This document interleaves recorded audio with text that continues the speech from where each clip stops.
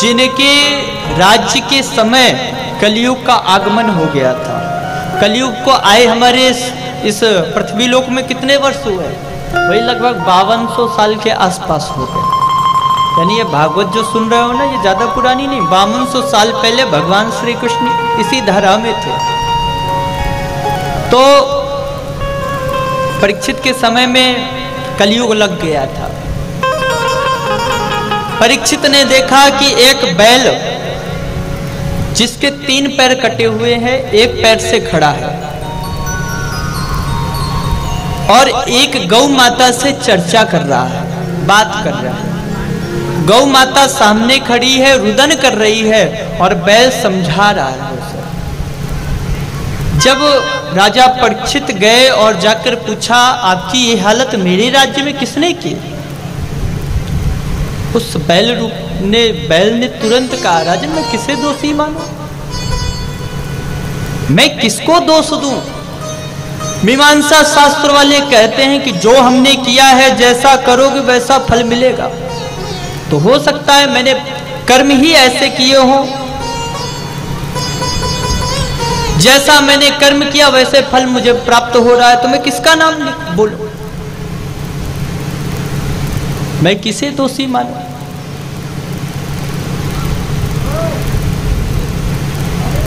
दोषी कौन है? और फिर कहा जाता है ये शरीर के पैर हैं, शरीर के हाथ हैं, तो ये शरीर, मैं तो आत्मा हूं, मैंने तो न जन्म लिया है न मेरी मृत्यु होगी। ये शरीर के पैर कटे हैं, शरीर के हाथ कटे हैं, मैं किसको दोषी कहूं? रामायण में भी कहा गया, कर्म प्रधान विश्व रचिराखा, जो जस करहि सो तस फल चाखा। जैसा जिसका कर्म है उसके अनुसार फल मिलता। और शास्त्र तो यहां तक कहते हैं कि अगर आपको दुख मिल रहा है तो ये मन में विचार करो, आपके पाप कट रहे हैं।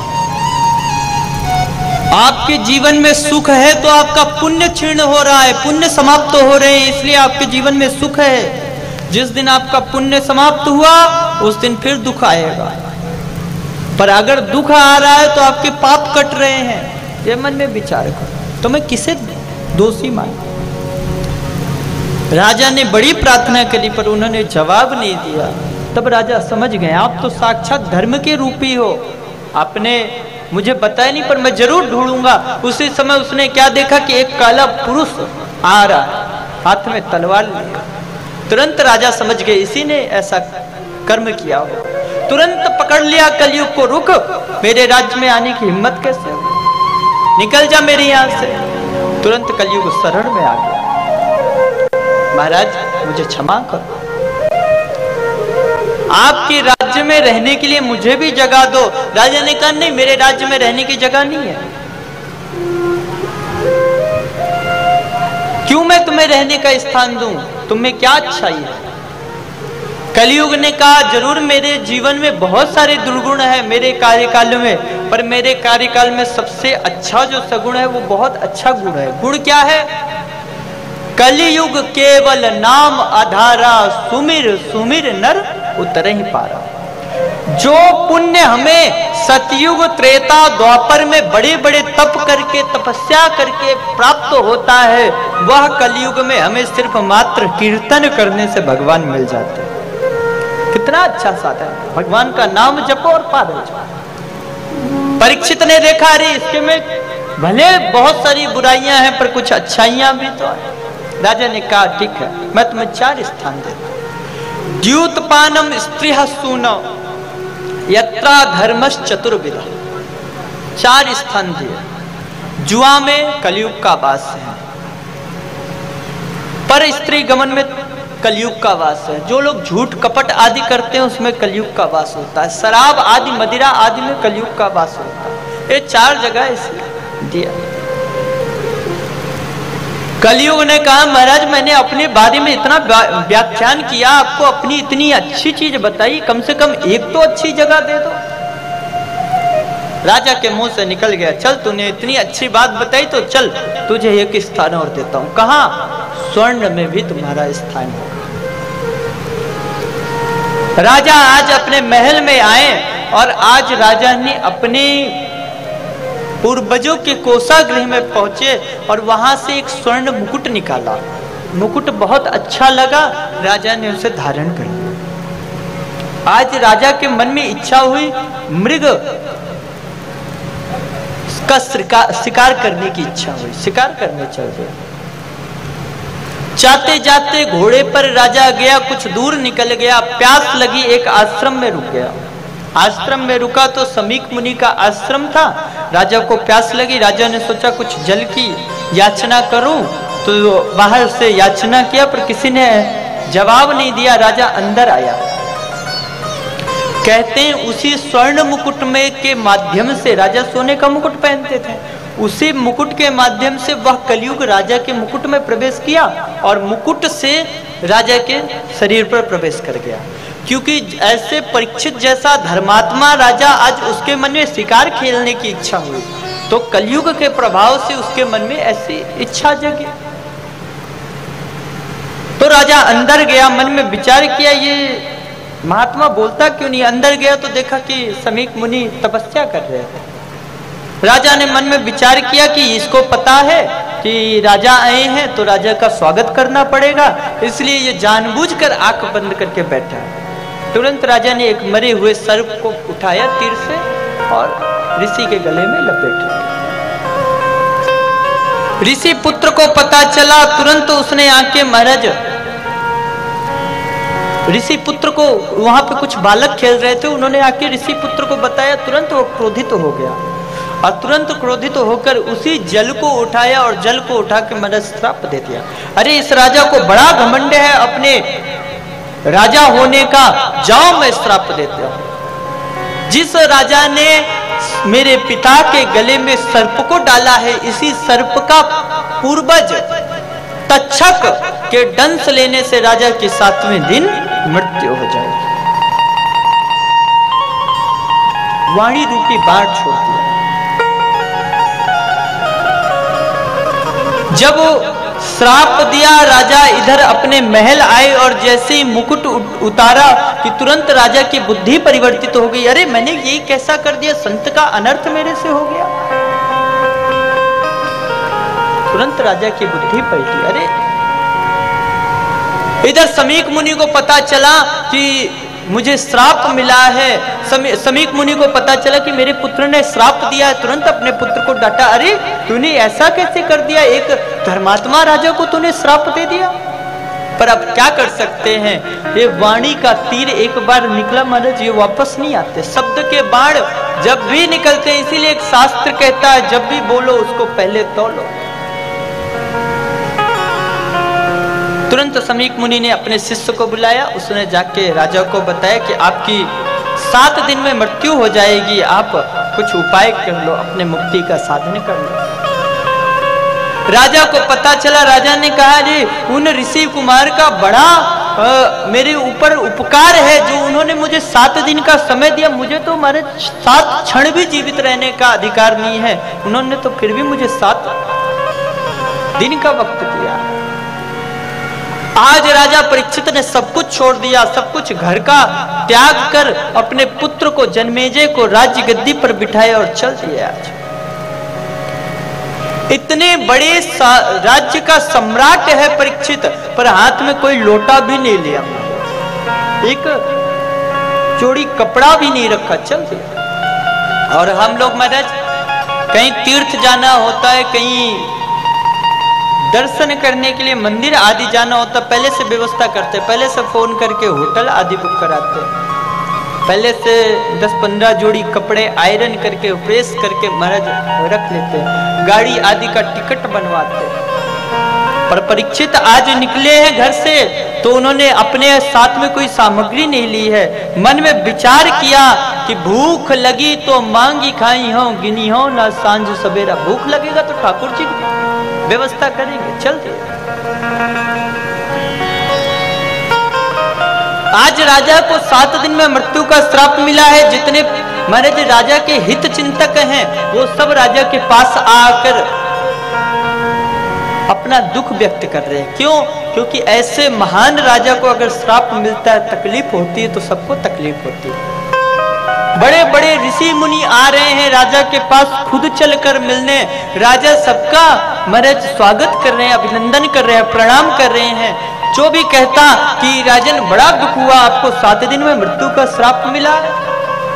परीक्षित कहते ये श्राप नहीं है, ये तो मेरे लिए वरदान है। क्यों?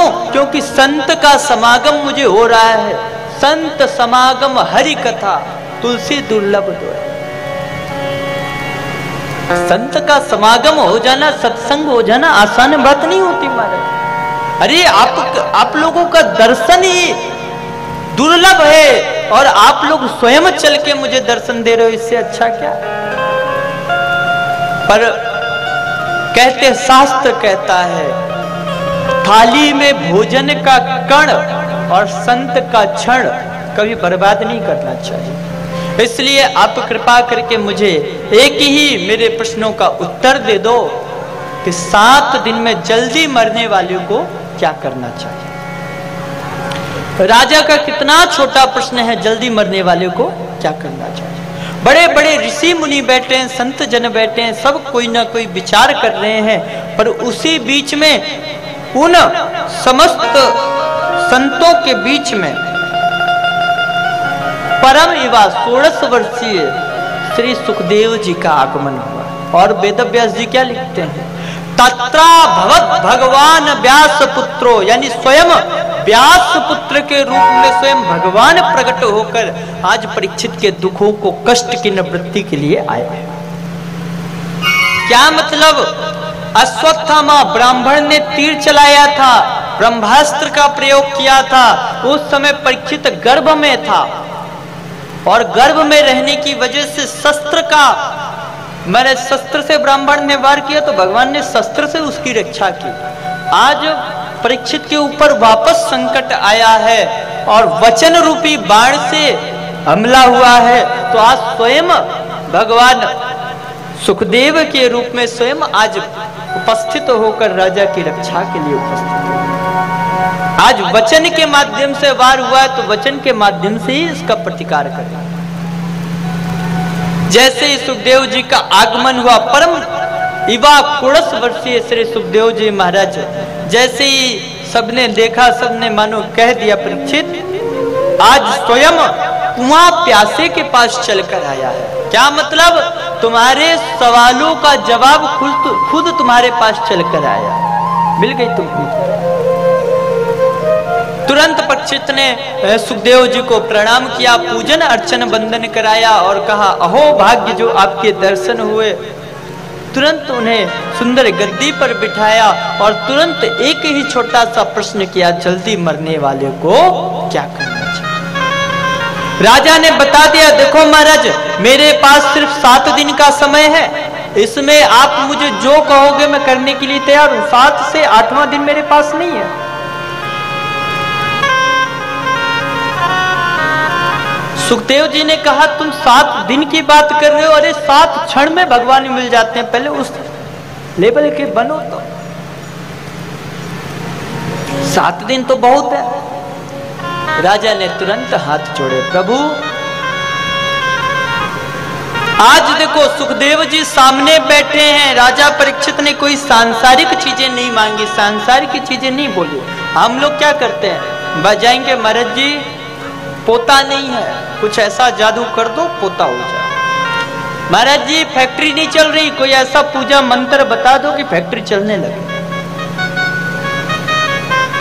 महाराज जी पैसा नहीं आ रहा, बड़ी तकलीफ है, पैसे से बड़ा कमजोर है, कुछ जादू मंत्र मारो कि पैसे की बरसात होने लगे। यही तो पूछते हैं। संसार का आदमी सांसारिक चीजें ही मांगेगा महाराज। कहते हैं ना बकरी के सामने कद्दू का फल रख दो तो बकरी खा नहीं पाती, क्यों? उसकी पहुंच ही उतनी नहीं है महाराज। तुमने क्या मांगा? संसार की चीजें। और भगवान तो सोचते हैं कि ये मांगे और मैं इसे दूं और मेरा पीछा छूटे। पर असली भक्त महाराज मांगता नहीं है, वो तो कहता है ठाकुर जी तुम दो मत, तुम मिलो मत, तुम हमारे पास मत आओ। क्यों? क्योंकि जो तुमसे मिलने की तड़प है, हम इस तड़प में जीना चाहते हैं। तुम मिल जाओगे तो ये तड़प समाप्त हो जाएगी, ये चाह समाप्त हो जाएगी। तुम नहीं मिलोगे, तुम्हारे लिए हम चाह के लिए तड़पते रहेंगे। असली सुख तो इस तड़प में है। और हम लोग मेरे इस धन संपत्ति पैसा में घूमते रहते, कहां से इतना मिल जाए, कहां से इतना मिल जाए, कहां से ये रख ले वो रख ले, जबकि हमें पता है कि ये पैसा महज भारत के बाहर नहीं चलना है। आपका धर्म अगर नहीं रहेगा, आपके संस्कार अगर नहीं रहेंगे, तो महाराज ये धन दौलत कुछ भी आपका साथ नहीं देगा। ज्यादा दूर की मैं नहीं बोलूंगा, अफगानिस्तान हमारे देश के जस्ट बगल में है। क्या आज महाराज परिस्थिति है? वहां तो महाराज बड़ी बड़ी हवेलियां 50-50 हजार रुपए में दे रहे थे। भाई कोई ले, हमें इतना पैसा मिल जाए कि हम अपना देश छोड़ के चले जाए। अगर आज हम नहीं जागेंगे, हमारा सनातन धर्म नहीं जागेगा, हमारे आगे वाली पीढ़ी नहीं जागेगी, तो हमारा जो वो दिन ज्यादा दूर नहीं जब आप भारत के अंदर भी महाराज कथा भागवत करने के लिए, पूजा पाठ करने के लिए आपको परमिशन आप मांगोगे, आपको परमिशन नहीं मिलेगी। आप कथा नहीं सुन पाओगे, आप पूजा पाठ नहीं कर पाओगे, आप अपने घर के मंदिरों में, अपने गांव के मंदिरों में दर्शन नहीं कर पाओगे। ये दिन ज्यादा दूर नहीं है। आपको ज्यादा उदाहरण क्या, बंगाल आपके बिहार से पास में ही है, मैं शोभा यात्रा निकालने तक की छूट नहीं है। जबकि अपने भारत का देश है, पाकिस्तान की बात छोड़ो, पाकिस्तान में भी अपने कुछ मेरा शक्तिपीठ हैं, वहां आप दर्शन करने नहीं जा पाओगे। अगर किसी को सारी शक्तिपीठों का दर्शन करना हो तो पाकिस्तान में कुछ शक्तिपीठ है, वहां दर्शन नहीं कर पाओगे। पाकिस्तान भी कुछ समय पहले भारत का हिस्सा था, अफगानिस्तान भी भारत का हिस्सा था, बांग्लादेश आदि सब भारत के हिस्सा थे। आज क्या हुआ? कुछ ऐसे राज्य हैं जहां महाराज खुल के आप भगवान का नाम भी नहीं ले सकते, पूजा पाठ भी नहीं कर सकते। ये क्यों? क्योंकि हम नहीं जाग रहे, हमने अपने बच्चों को संस्कार नहीं दे रहे, हमारे बच्चों को अपने धर्म के प्रति प्रेम नहीं है। जब अपने धर्म के प्रति, मैं ये नहीं कहता कि दूसरे को जीने मत दो, हमारा धर्म ये वसुधैव कौटुंबकम का पाठ पढ़ाता है, सबको साथ लेकर चलने की बात करता है, भाईचारे की बात करता है। पर भाईचारे का मतलब ही नहीं कि तुम ही चारा बन जाओ, नहीं। अपने धर्म के प्रति पुष्ट रहो, अपने धर्म की रक्षा करने के लिए बल रखो। धर्म नहीं रहेगा तो आप नहीं रहोगे। अच्छा, सबसे बड़ी बात, ये धर्म है क्या? हम लोग धर्म के पीछे महाराज बोलते रहते, पर हम खुद नहीं समझते धर्म क्या है। अगर हमारे जीवन से धर्म हट जाए तो महाराज आज आप देख लो विदेशियों को,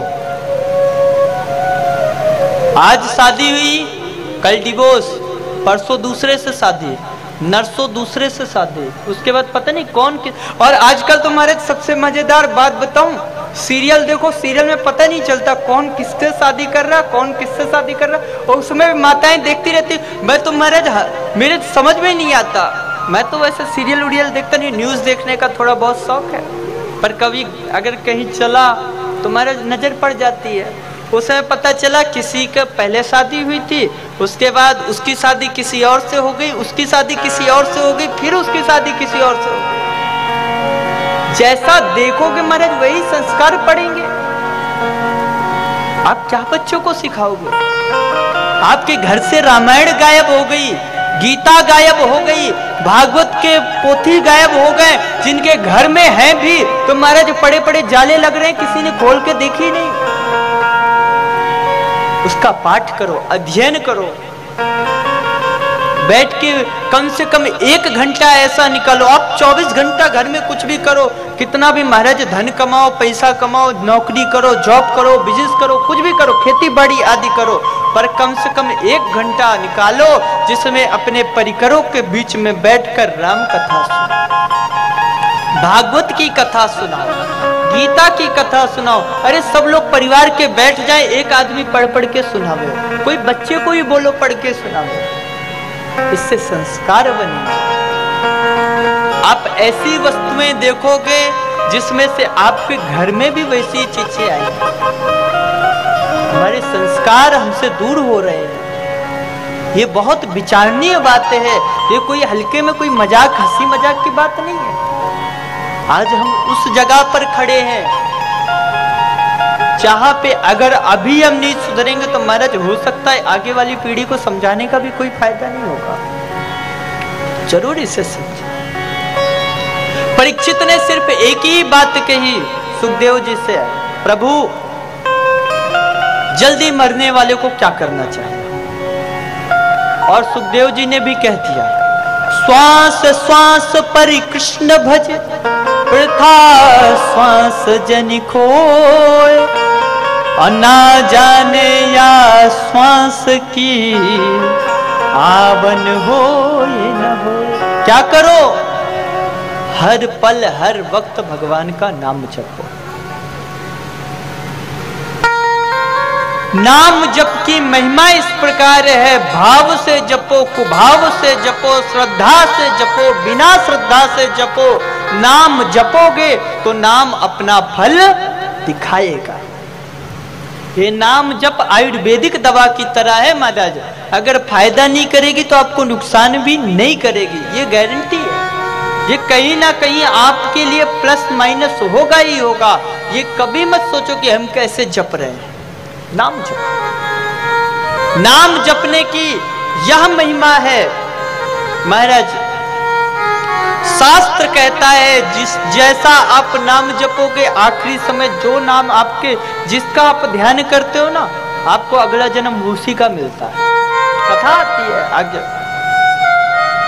राजा भरत की कथा आती है। सब कुछ राज्य पाठ छोड़कर जंगल चले गए। जंगल जाकर महाराज उन्होंने भजन किया और लास्ट में महाराज मृग में उनका मन फंस गया और मृग के चक्कर में वो मृग का ही ध्यान करते रहे और आखिरी समय में वो मृग का ध्यान करते करते उनका शरीर छूट गया और उन्हें अगला जन्म मृग का मिला। हमारे संत जनों ने माला जपने की विधि क्यों बताई है? क्यों माला जपना चाहिए पता है किसी को? बोली जय श्री कृष्ण। और जोर से, और जोर से।